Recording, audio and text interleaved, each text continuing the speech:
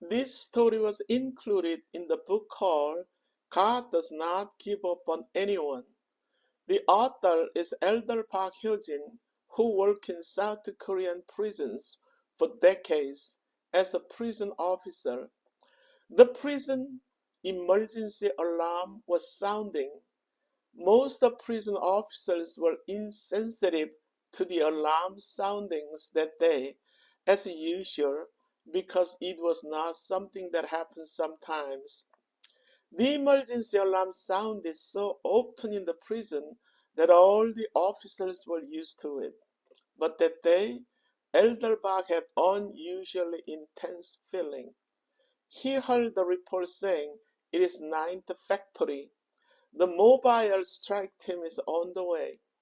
On his way to Ninth Factory, Elder Park was hoping that his bad feeling was uncalled for. When Elder Park arrived at the factory, he felt dizzy. The fire flames were coming out of all the windows from the second floor of Ninth Factory, along with black smoke. Elder Park asked, "Who are in the building?" One prison guard said. Jung-Ho and a few others started rioting and finally started fire. "What about the steel factory entrance? Is it open?" Elder Park asked. The reply came from one person: "We don't know. We cannot go up to the second floor because of the intense fire in the hallway." Plus, the prisoners had scattered fuel containers throughout the factory and at the entrance. The factory was filled with paper boxes and wooden materials. If fuel containers were to catch fire, the whole building would be blown out.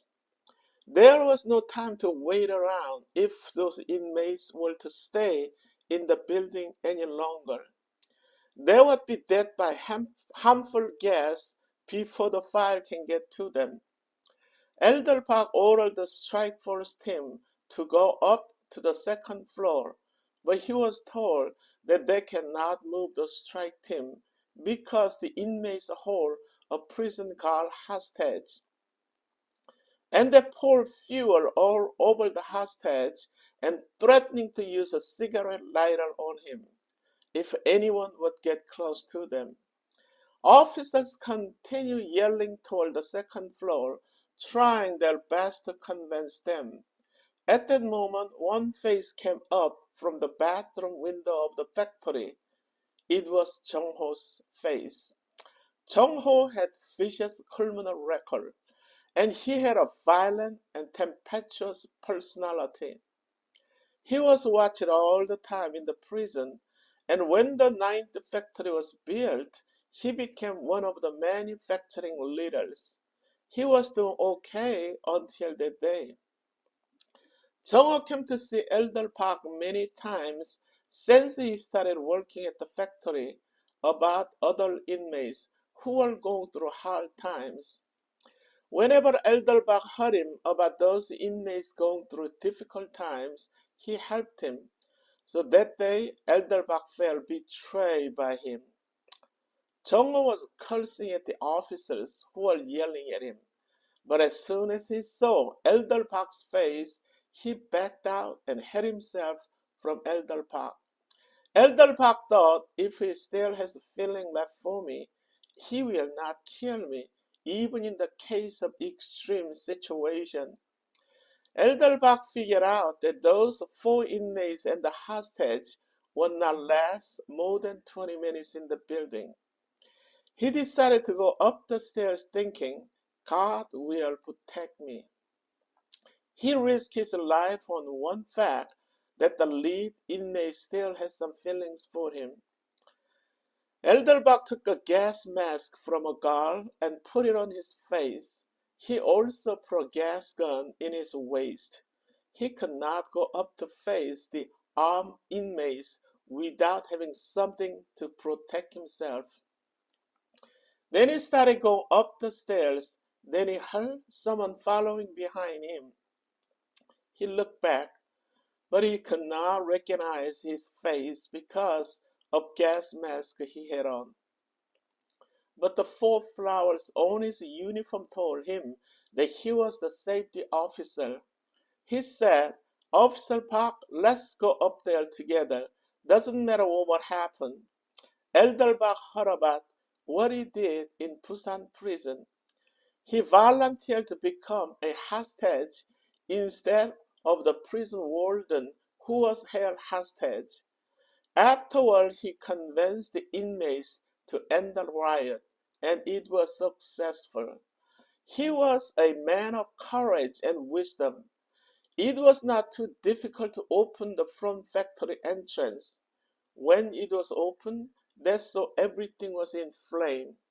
But the water that was shooting from the ground filled the floor up to their ankles. They work as fast as they can and threw the fuel containers outside the building. The inmates took their hostage into the corner bathroom to evade the flame and smoke. But it would not be long for the fire and smoke to consume it. Elder Park and the other officers figured out that they could not handle 4 inmates in an open space, but they were stuck in a small bathroom where they had to stay in a row. They quickly looked into the smoke-filled bathroom through the door that they had already managed to open slightly. 2 of those inmates were in the front. The unconscious hostage guard was behind them, with fuel all over his body. Jung-Ho held the guard's neck from behind with one arm, and he had a cigarette lighter in the other hand, yelling, "If you come forcing in here, I will light and kill everyone." At the doorstep, the safety officer took off his gas mask and said, "Let's get this over with. We cannot endure it any longer."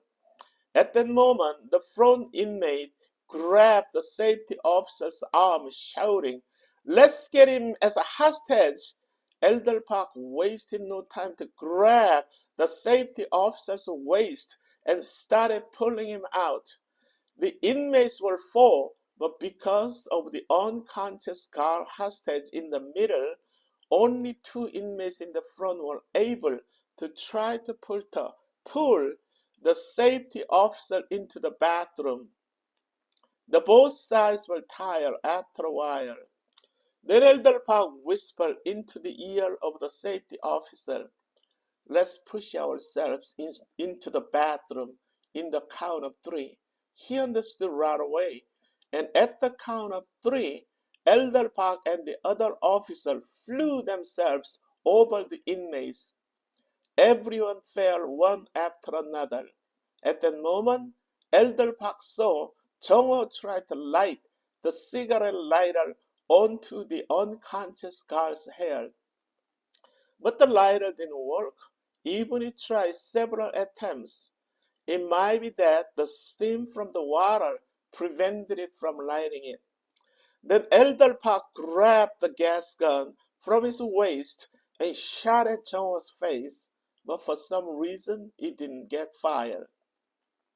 And just the gas from it was leaking. Jung-Ho then tried once more to light the lighter. Elder Park then used the heavy handle of the gas gun and hit Jung-Ho's head. The gas gun broke into 2 pieces, and Jung-Ho became knocked down and unconscious. And through the prison guards who came up behind them, the riot was over. The prison workers sent the unconscious guard, who was a hostage, to a hospital, and they brought out the 4 inmates who were involved in it. When the officers saw the hostage officer who were being carried out on the back of a person that blew up, someone from the prison workers shouted, "Kill them!" Then dozens of prison guards and officers started trampling down on the 4 inmates who were handcuffed. Whenever a riot is ended, a similar situation will occur by angry prison workers. As fast as the trampling started, Elder Park and several other officers covered the inmates with their bodies and protected them from attacks. Jung-Ho just woke up from unconscious state after he got hit by the handle of Elder Park's gas gun. He saw Elder Park was holding him in his arms to protect him from being attacked. Elder Park was being hit by many blows that were intended for Jung-Ho. Jung-Ho, as soon as he understood what was going on, his face became pale from fear of death. When Elder Park saw it, his heart became filled with pity, and the tears started running from his eyes. He said to Jung-Ho's ear, "Jung-Ho, you cannot live this way. You cannot live like this." Then Elder Park saw tears in his eyes. Many years passed since then. One day late in autumn, a phone call came into Elder Park's office in Hope Prison. When he picked up the phone, the voice said, "How are you? I am Jung-Ho, who used to be in Cheongsong Prison." He continued, "I came to take care of some business in this area, and I heard you were working in this prison, so I stopped by to see you." When Elder Park saw him in his office that day, Jung-Ho looked totally different from what he remembered. Elder Park said, "Jung-Ho, it has been a long time. What have you been doing?" Jung-Ho replied, "I became a minister." He said, when he was released from prison, he tried his best to live right, but nothing worked out for him. He tried to end his life many times, but each time he remembered the words that he had heard when he was embraced by Elder Park. "You cannot live that way." Many years later, he experienced the love of God and responded to his call in his life and became a minister. As Elder Park was hearing Jung-Ho's story, he could not resist the tears from running out of his eyes. Jung-Ho's eyes became wet as he talked, and the two held one another's hands tightly.